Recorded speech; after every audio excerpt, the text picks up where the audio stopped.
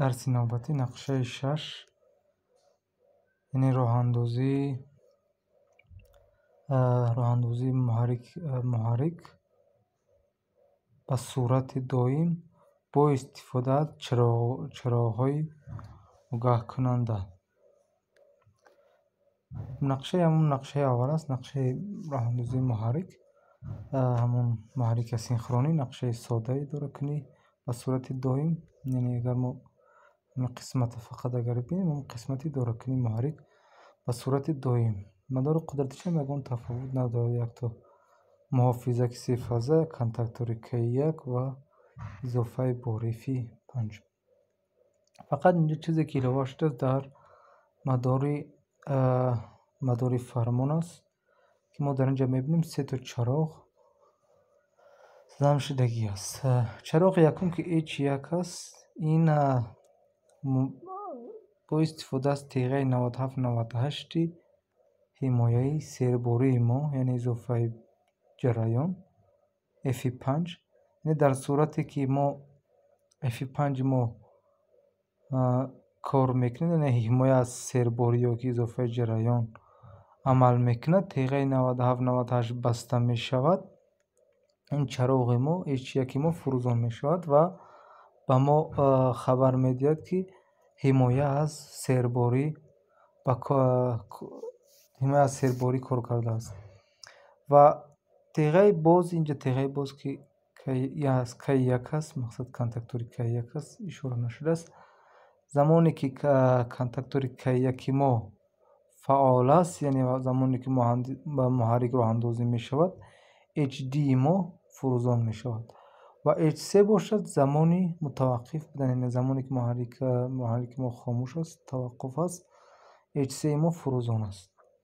мерем ва схемаша дар нармафзори симурелӣ мебинем. Тибқи пештара мо як манбаи сефаза дорем. Омад ба муҳофизаки сефазаи мо.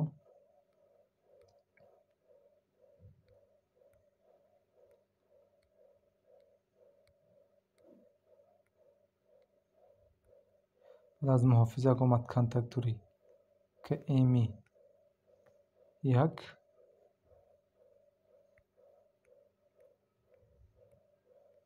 баъд аз контактори KM1 омад релеи ҳароратӣ ва ҳимояи серборӣ ва билохира омад ба муҳаррики асинхронӣ.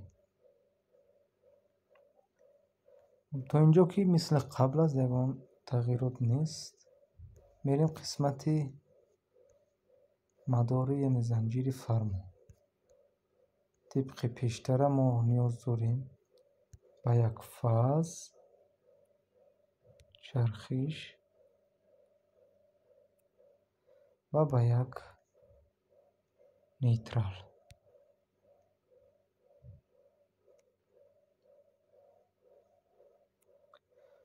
бозам тибқи қабл омад ба як муҳофизаки такфаза, якфаза омад теғаи бастаи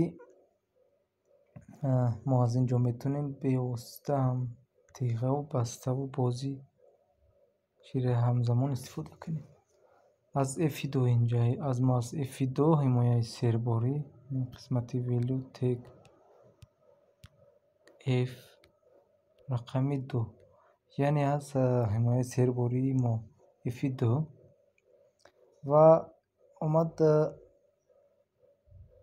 шасти стоп, старт ва теғаи бози худ нигаҳдорандаи KM1.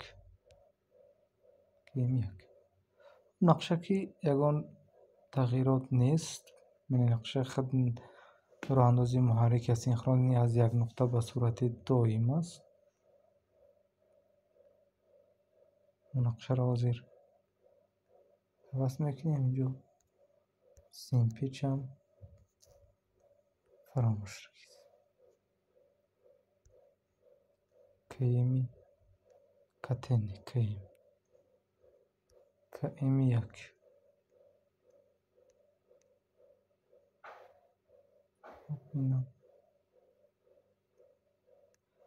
якамис мо метавонем нақшаро як бор роҳандозӣ кунем, бинем ягон тағйирот аз нақшаи қаблӣ нест. мо эсси стартро меҷиҳем, муҳаррик ба сурати доим роҳандозӣ мешавад ва эсси як стоп мешавад. ё ки мо замоне ки муҳаррик роҳандозӣ шудагӣ аст ва коркардаи дорад, агар ҳимояи сербори F2 мо агар кор кунад, муҳаррика қатъ мекунад, яъне аз ҳамин нуқта. То ин ҷо ки ягон фарқият набуд, фақат дар мо изофа мешавад чароғҳои огаҳкунанда.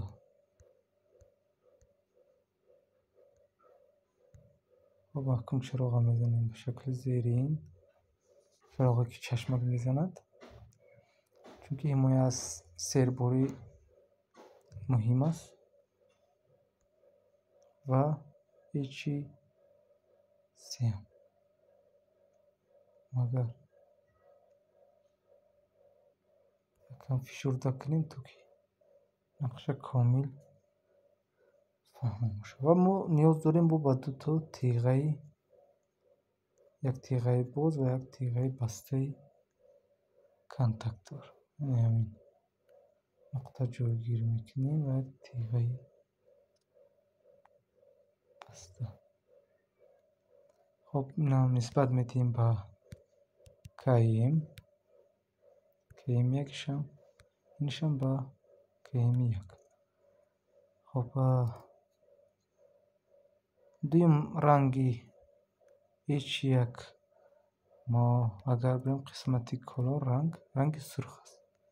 H2 ки ин ҳоло замони фурӯзон будан мо метавонем рангша сабз бигирем ва H3 ам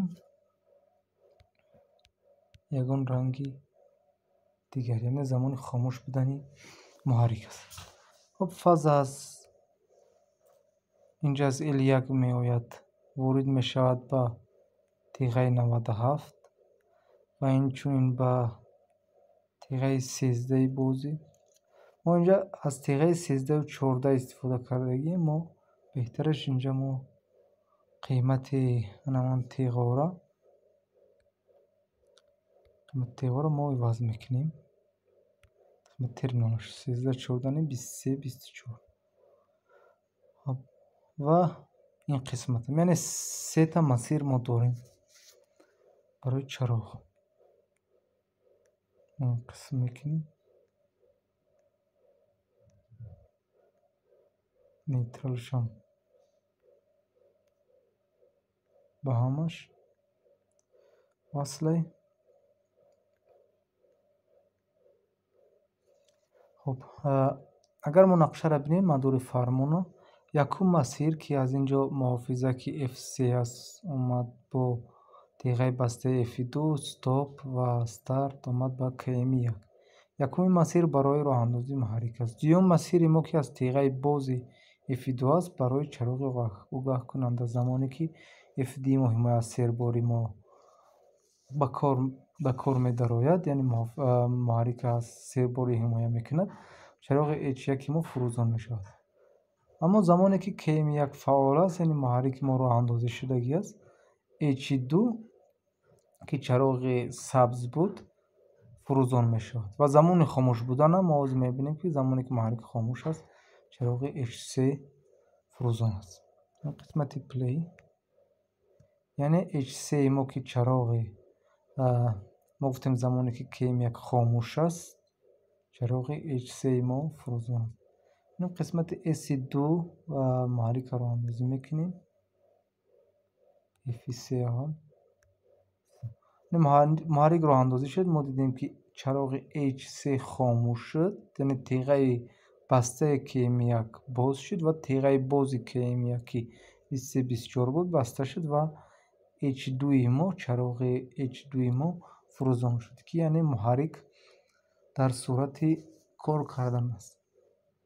замоне ки F2 мо, яъне ҳимоя аз сербори мо ба кор медарояд, яъне чароғи хатари H1 мо фурӯзон мешавад, ки яъне муҳаррики мо аз серборӣ ҳимоя шудагӣ аст. ин аст истифода барӣ аз чароғҳои огаҳкунанда дар занҷирҳои идоракунии муҳаррики асинхронӣ. Ва инҷом як чизи дигарам бояд қайд кунем. Мо метавонистем ки як мисол тағйиротам бошад. Мо аз теғаи бози KM1 аз ду нуқта истифода кардагим. Мо агар мебинем ки барое ки замонеам мешавад ки мо теғаи бози иловагӣ намехоҳем истифода кунем, ҳамин чароғи HIDро мо аз инҷаира қатъ кунем масирша. Инҷаам пайвастагишам қатъ кунем ва мебарем ин нуқта. Яъне аз теғаи боз. Яъне ба ҳамин шакл.